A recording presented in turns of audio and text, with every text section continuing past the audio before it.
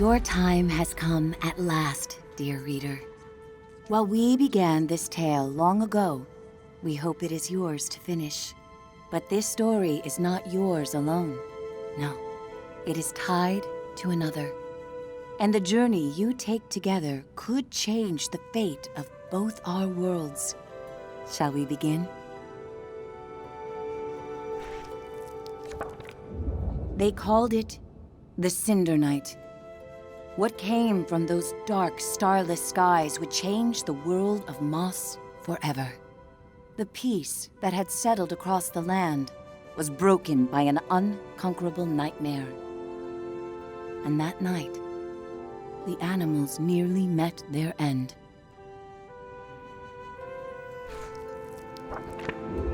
First, they killed the king. A winged creature broke from the shadows and plucked him from his royal bedchamber high atop the tallest tower. Next, the serpent Sarfog and the armies of the Arcane tore up from the underworld. They ravaged the castle in search of that which gave the king power beyond understanding, one of the fabled glass relics. The King's Guard fought bravely, but the castle soon pulsed with the Arcane's evil. Every room was gutted, every statue, tapestry, and adornment hexed. But the glass was never found. Even the reclusive sprites set aside their differences on that fated night. They sent a great champion, empowered by their own glass relic, to challenge the serpent and its steel army.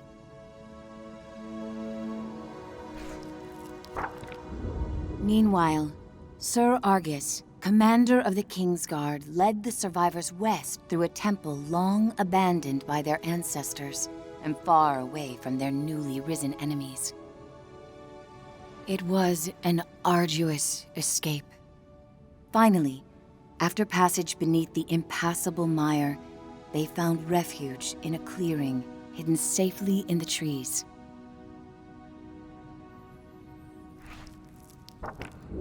Argus charged back to join the sprite champion at the mire's edge. Together, they fought back the Arcane and sealed the temple passage that led to the clearing. But the champion was gravely injured. Clutching his glass, he retreated deep into the forest where he drew his last breath. A large tree grew upon him. It stood many years in watchful duty, safeguarding the glass and awaiting its next hero.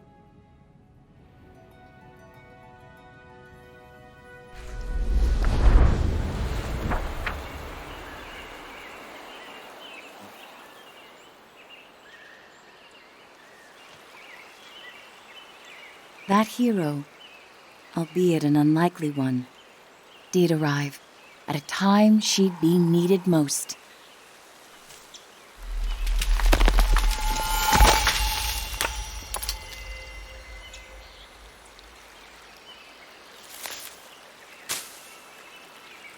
Quill was out adventuring beyond the edge of the clearing.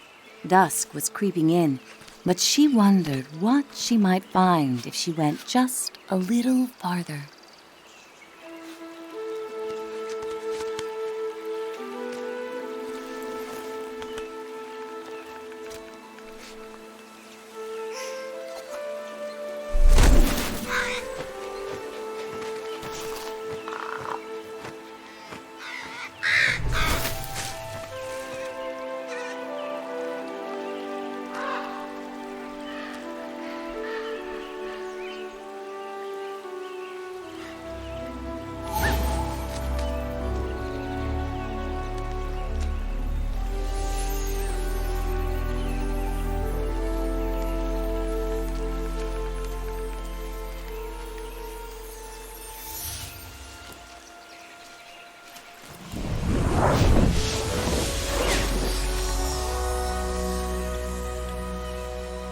She was not exactly sure what she roused, but she felt no danger from the being silently peering down at her.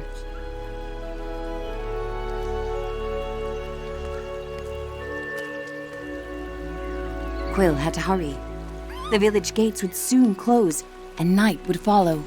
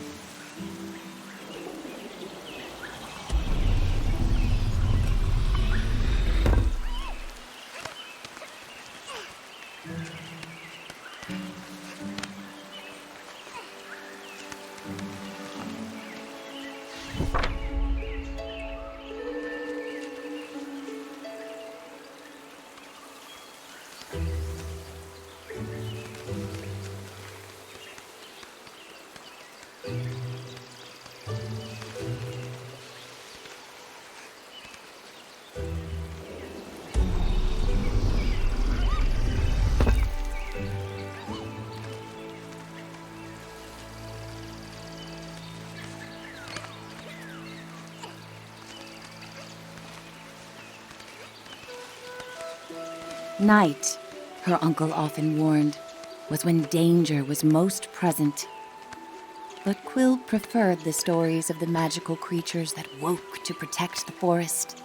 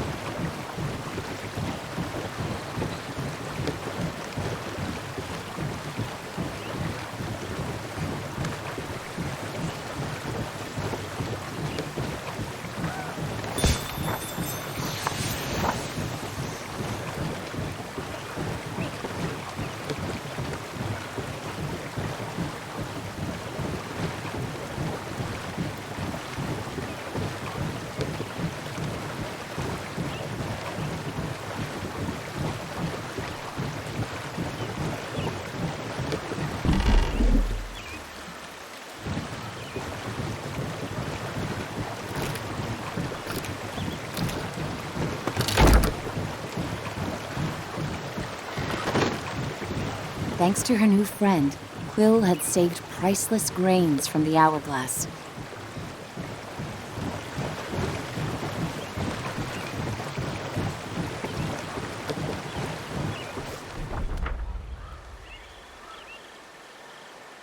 She raced to the door of the cottage she shared with her uncle, hoping once he saw her discovery, he'd lose himself in tales of its legend.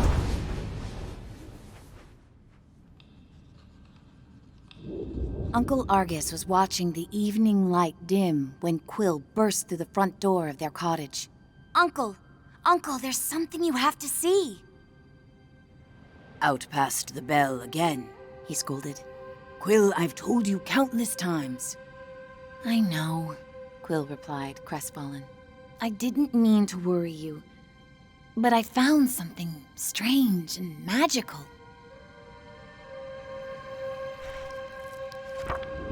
Quill's hands trembled as she showed him the glass. What is it? She asked. A look of panic spilled over her uncle's stoic exterior. Where did you find this? Roared Uncle Argus. Quill had never seen her uncle so shaken.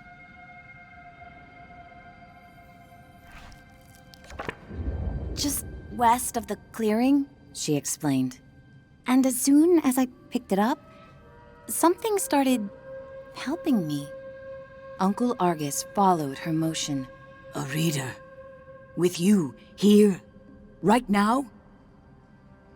Quill, what you found is very powerful and very dangerous, he said with great concern. If I could take this burden from you, I would. But this reader has chosen.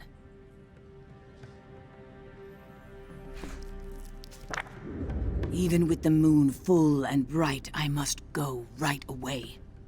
Quill pressed. Where are you going? I can help. We can help. No, he snapped. They'll find you and tear you apart. I have to go alone. It is for your own safety and for everyone here in the clearing. His long, heartfelt hug told her he was heading for danger.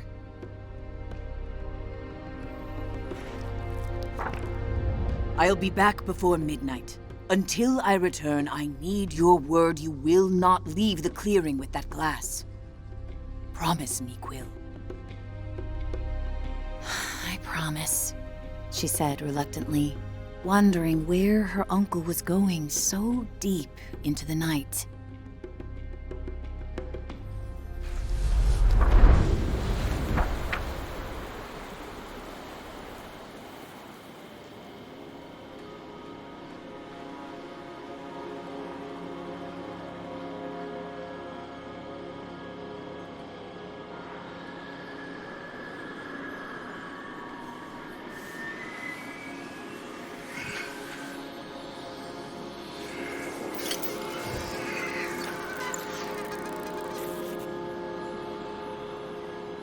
Hey, kid! Kid! Wake up! Hey, kid, over here! I know where your uncle went. I can show you. You're twofold now, very important. Bring that glass, and your sidekick too. We're going to need them. Quill called out, Hey! Starthing, wait! Quill had never met a Starthing. In campfire stories, they often meddled in the lives of mortals. And when they appeared, mischief followed. Passage through the eastern gate was strictly forbidden. But despite her promise, Quill knew in her heart that Uncle Argus needed her. Quill demanded answers. Starthing, you can't just barge in here with your riddles. Where is he? What do you know?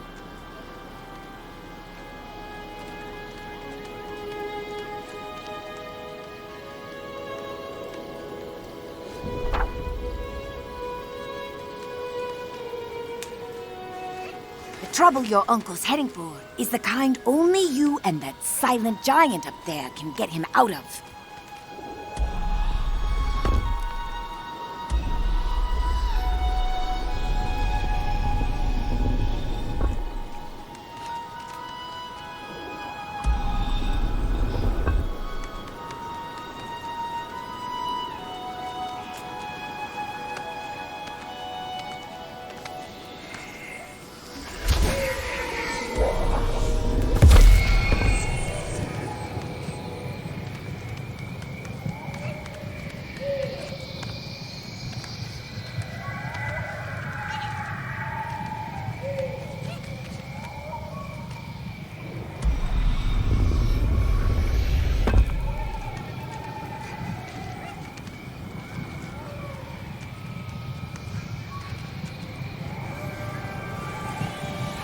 This way, kid, urged the starling. And don't forget to tuck your ears in.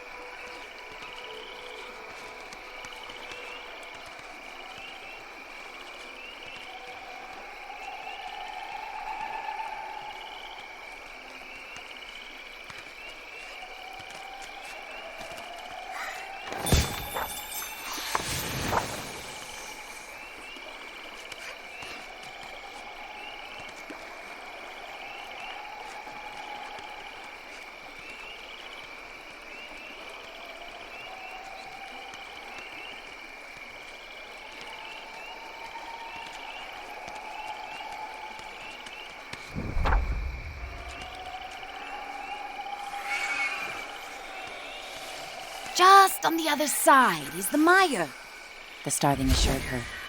There's a good chance your uncle's still there.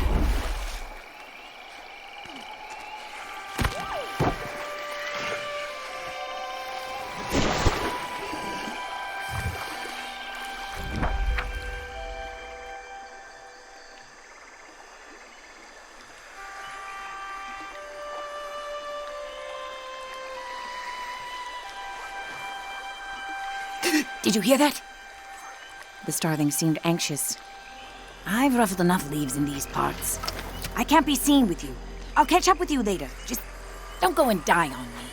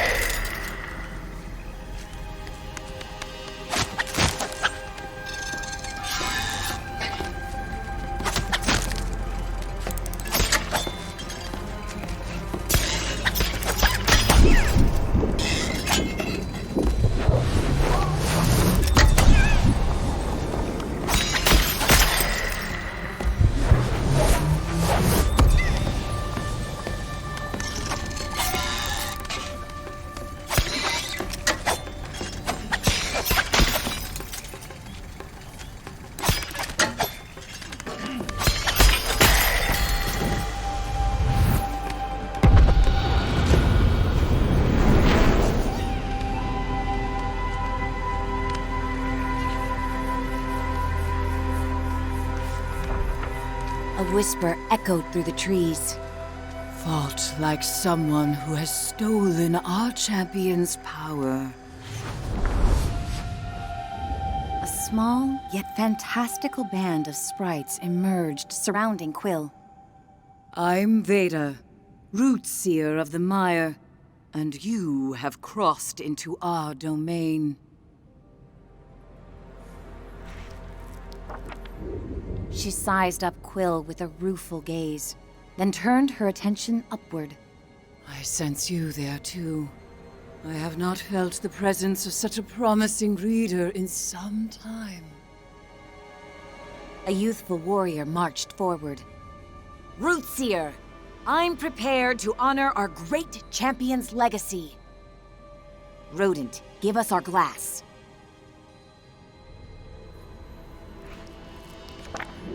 Quill stepped closer. Where is my uncle? If you've hurt him... Silence! Veda thundered back. It was Argus who summoned us here, and now I see why. Young one, I'm afraid the trees hum of attack. Your uncle's been taken to the castle of your ancestors. Quill's knees buckled as Veda continued. Argus put himself at great risk calling for us.